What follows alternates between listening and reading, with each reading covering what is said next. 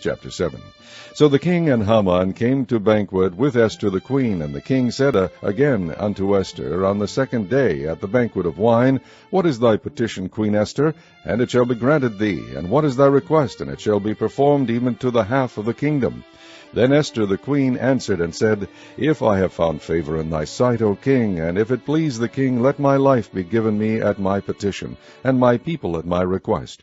For we are sold, I and my people, to be destroyed, to be slain, and to perish. But if we had been sold for bondmen and bondwomen, I had held my tongue, although the enemy could not countervail the king's damage. Then the king Ahasuerus answered and said unto Esther the queen, Who is he, and where is he, that durst presume in his heart to do so? And Esther said, The adversary and enemy is this wicked Haman. Then Haman was afraid before the king and the queen. And the king, arising from the banquet of wine in his wrath, went into the palace garden. And Haman stood up to make request for his life to Esther the queen, for he saw that there was evil determined against him by the king. Then the king returned out of the palace garden into the place of the banquet of wine, and Haman was fallen upon the bed whereon Esther was.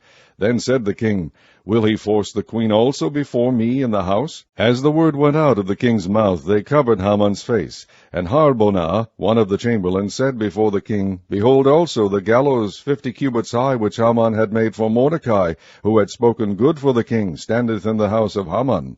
Then the king said, Hang him thereon. So they hanged Haman on the gallows that he had prepared for Mordecai. Then was the king's wrath pacified.